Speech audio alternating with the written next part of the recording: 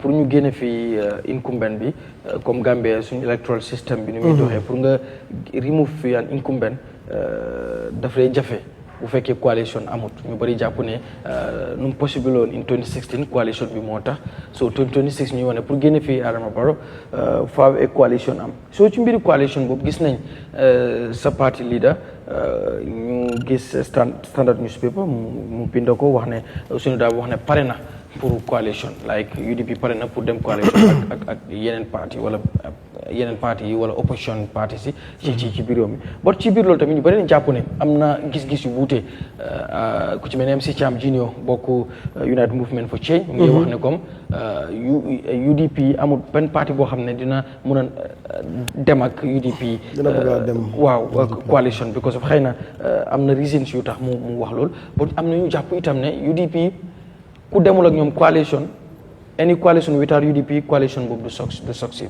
like maanaam dina nekk a failed coalition yeah because of nu mel but tamit am ñu jàpp ne UDP tamit bu jëlee loolu bëgg a teg condition si comme wax ne without man jiitewu moom wala nangam ak nangam because of comme ndomba bu mu am rek tamit bu demee moom kenn mun na koo ñàkk méeg soo si mbiru coalition talks bi yow ban gis-gis nga ci am yaa ngi ci biir parti bi nan la mbiri di demee ndax yéen a ngi cee discours ndax yaa ngi ci am dara loo xam ne yaa ngi ko ci jël seen parti ñu ngi ko prepare ak tamit ci lu jëm ci ndax UDP du jéem a set di waaw condition because gis nañ fi Essam Bay Fall mu waxoon ne ñoom 2021 presidential elections results yu passé du détermine kan mooy lead di coalition to come léegi xëy na ñu bëri jàpp ne UDP la nekk di wax because ñoom ñoo ñëwoon second so yow ban jàngat nga ci am. thank you Jammeh léegi waxtaan bi ba nga ñëw commencé yeah lii is a very very important topic and I think it's gonna dina yëngal fii tuuti lii dafa important trop xam naa dina fi jàpp tuuti bala ñu jógee fii I'm very prepared for that yaa ngi wax affaire yi MC naa si ñëw moom his idea lu mu wax actually ak what SI is also saying naa fa ñëw waaye balaa maa ñëw foofu noonu xaaral ma delloo nit ñi nga a lot of problems that we're facing now the current Gambian audience when it comes to political discussions and things like that ñu bari the participants ak ñu lay déglu there's a severe lack of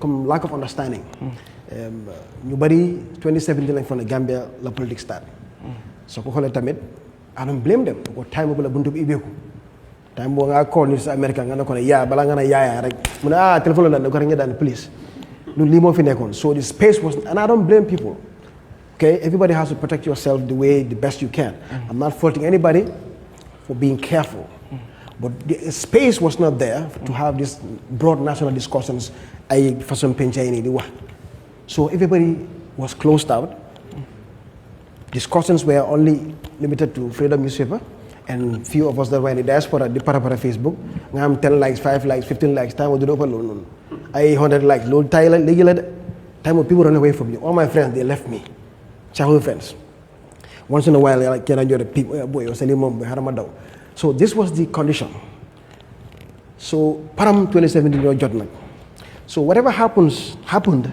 2010 2005 2006 2003 it's completely erased from people's minds right now ay kilifa tey ay magi jëm nga tegal nga ne waxuma 2005 the not thing anniversary when we went to America trying to have the coverage nobody can very few people can come and give you accurate account of what happened. UDP since 2021, since 2001, I would say, with every election, we've always opened our doors for the coalition. Only 2 people usually answer to our call. Ahmad Bah has been very consistent with our coalition calls. We've called about 2 or 3 times.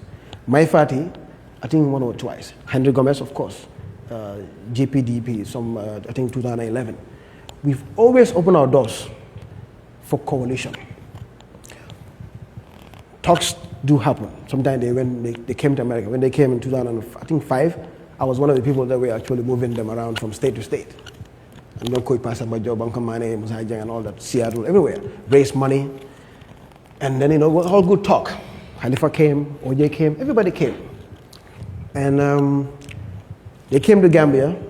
where the rubber meets the tarmac, when it was time to do what normal democracies do, when decisions have to be made, every coalition decision you see around the world, either Senegal, America, UK, wherever you go, coalitions are led by numbers.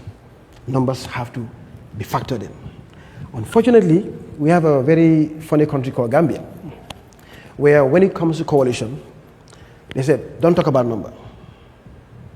You see a PhD holder, master's degree holder, SFL, super intelligent man, traveled the world, seen all kinds of coalitions around the world. He has never seen a coalition that, and if I say this, it's, oh, yange diminish, yange saga, yange party. No. I didn't make these numbers. I didn't go to the polls and put 3% for DOI. I didn't give 1% to SFL. I didn't give 25% to UDP. People did. You say you are a Democrat. You said you go by numbers. You go by majority. And people said since 2001, since 1996, they've been giving UDP average about 25%. Sometimes when things get really nasty, and things get really bad on the Jammeh, it will drop to 20-something%. But average, it has always been around 25 or more. And then you have another party that's consistently since 1985, scoring about 2-3%. And then others, NRP came 6%. Ahmad Ba was doing 6-7. Okay, Mama Kande came in 2016, he got 16%. I didn't tell Gambians to give Mama Kande 16%. I didn't tell Gambians to give Doi 3%. Gambians did. And those numbers have to be respected because it's also part of respecting the Gambian people. All of Mandinka. Okay, sorry. Yeah. So number you know, man, what Gambian ni jox consistently since 1996 to 2001 to 2006 coming down. I didn't tell Gambians to give these numbers. Gambians ñoko tay jox UDP 25-something%. ñoo tok tamit jox NRP ay 6-7%. Jox Doi 3%, jox SAFA 1%, jox ñëpp. So now we have to respect the people. So su ñëwee to the table, UDP always, every election man lu ma yëg, they always open their doors. But the problem now comes, like NAD, I will use the 2006 as a clear example. When the discussions were happening, I called my father, he was part of that meeting, he was in there. A lot of people are talking, they were not in that meeting. They were not present. Ahmad Ba didn't have an objection. Next to UDP, he's the one that always has the highest, 6%. He's always about 6-7%. That's before Mama Kande came. So he was the only person who have any right, by numbers, to challenge, say, UDP, no, I'm not allowing you to do your 20% cannot leave here. I got 6.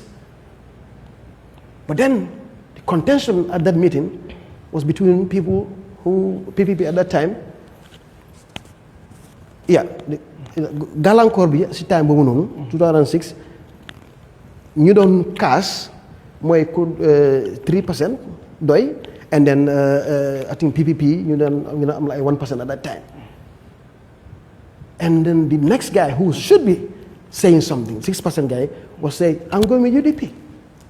And that's what happened. Ahmad Ba went with UDP, the other guys went and formed NAD. Things collapsed. So the narrative from that, very careful about narratives, to the people that are unsuspecting, Hussein Dabo, lead by force. Hussein Dabo never said I'll lead by force. The Gambian people said, I give you 25%, you are the guy. And I'll give an example in Senegal. Abdou Diouf and Ablaye Wade. Maybe not a lot of Gambians can remember that. Abdou Diouf Ablaye Wade filling them election. Abdou Diouf Durlen, first round, second round. He couldn't pass it, 50%. You them second round, and then everybody came and rallied behind Ablaye Wade. Because if I use America as an example, or UK, the first story, I'm right across the border. 2012, Ablaye Wade ñëw ak kan Macky Sall. Macky Sall was a prime minister somewhere. Very, he left, and then formed his own party. I looked at him. I even looked down upon him when I first saw him on the campaign trail. Prime Minister. I'm like, okay, I know Mustafa Niasse. Okay, I know all these big guys. Who is this guy? Mustafa Niasse, they're like 30-something years. They are more powerful. Well, name-wise, yes. Election came. Abdoulaye Wade did what? Beat them first round. Second round came. Mustafa Niasse did the second and say, who is Macky Sall? I've been here 30-something years. You know, I am this big guy. No. He looked at the numbers. Youssou Ndour looked at the numbers. They all looked at the numbers. And the numbers say, Macky, Yaya Wadji. Egos, calm down. The ego cannot trump the numbers. The numbers, you have to respect the people. The numbers said, Macky, Yaya Wadji. They don't say, Macky, you're Kanyafi. You just left the government 5-6 years ago. Now you are. No, the numbers say Macky. Youssou Ndour, everybody calmed down and they rallied behind him. Mujala. Dekabi, free. Macky became president. After 2 years, he dissolved the parliament. And that coalition also, they didn't come and say, okay, after the coalition, we're going to go to parliamentary as what that coalition again. Because it's impractical. We wanted to do it here, it didn't work. They didn't waste their time with that. When it's time for parliamentary, everybody went their own way.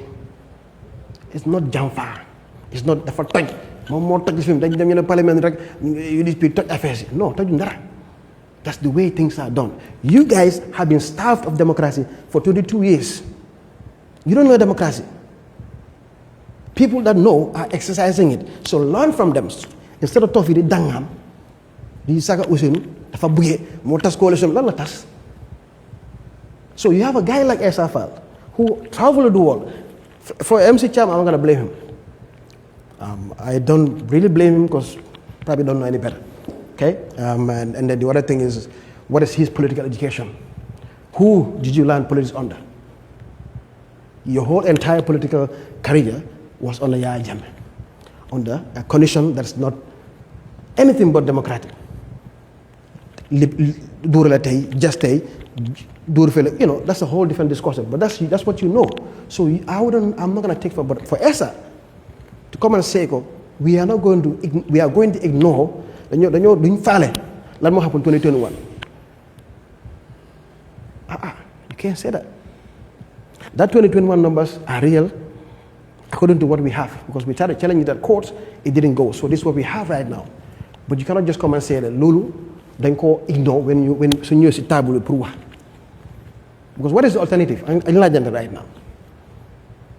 What is the alternative? UDP falls behind a party. The highest scoring party after UDP was Mama Kande. So Mama Kande should be probably the one. And then you explain what is the logic behind Mama Kande leading. 6%, 7%, and 20, 25, 27%.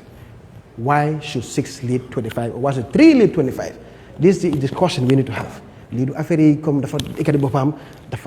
down on people. I'm not looking down on anybody. These are numbers we have to respect, because those numbers reflect the voices of the people. So we cannot be calling for democracy. We don't want to accept these numbers. So UDP has always historically opened our doors. Why you want to dismiss everything? Bull file numbers. And then yes, of course, Nyepa as a party. We all have parties, we all have leaders, yes. But when it comes to leading, and let's be frank with each other, this is my take. I don't know what you guys think. Okay. Just like I'm going to bring you like not now the party or the coalition, but the candidate. Okay. Comme ñu candidate bi daf ci am solo ñu bari dañ nek di amna duma wax ñu bari sax like dafuma any sauver pour mëna proof lool but amna ñen ñuy wax ne comme Ousseynou Daba xeyna contestat like ñu bari wax ne they want new face. Wow, you mel no xeyna maybe just not the number of coalition but tamit di candidate lool tamit yow ban gis-gis nga lool comme lo wax ni moo tax ma ne la démocratie space bi dafa yaatu am na ñoo xam ne ñoom xëy na seen gis-gis they just want to see a fresh face so laajee sax what is that fresh face going to bring to the table? Maybe the details they don't give a damn. Faale wuñ sax waaye man dafa jéene rek dafa màgget. I've seen it. I live here too. I talk to people in the markets everywhere, friends, and then I push them. I said, look, this is not a joke. This is a position that's going to determine your price of bread, whether you like it or not. One stroke of a pen, one stroke of a signature today can bring the price of bread down to $7. Just have to solve the problem with GMC and Kalilu Wage, where a guy from Senegal came and they gave him full exclusivity to our GMC foreign. Yaya Jammeh is a foreign company. Pour Gambia ni mën am ci foreign, we bring raw material from Russia and Ukraine, wheat, and then make cheap foreign. Jaay ko Mali, jaay ko Casamance, jaay ko Guinea-Bissau. So they don't have to go and import from from all over the world. They have cheaper foreign here, cheaper currency. They don't have to change dollars. It's good for Mali, it's good for the sub-region, and it's good for Gambia. So we have cheaper. Yaya Jammeh's vision was very good. I like that vision. These guys came and they give exclusivity to a Senegalese citizen who's now determining man ñaata lay jëndee foreign. Ben, a stroke of a pen from a president can make that go away tomorrow, and next 1 week we have foreign down to the normal rate that it should be. Mourinho $7. Lii mooy presidency, lii ay face, baby face dafa rafet, dafa màgg. No, lii mooy dox. This is my philosophy. Ku fa nekk tamit yow nga ne face moo la ñor. Yow xalaatuloo sa mbuuru, xalaatuloo essence, xalaatuloo sa doomi school, xalaatuloo classe yu xale yi di dem toog si ay rendement wala def di jàng. Yow loolu ñorul la. Loo ñor mooy lan? Face. Kon yow sa xalaat dafa man I don't want to go there. Loolu d'accord ma si. Okay, all right. Mr. Kurang, mbiru coalition xam nga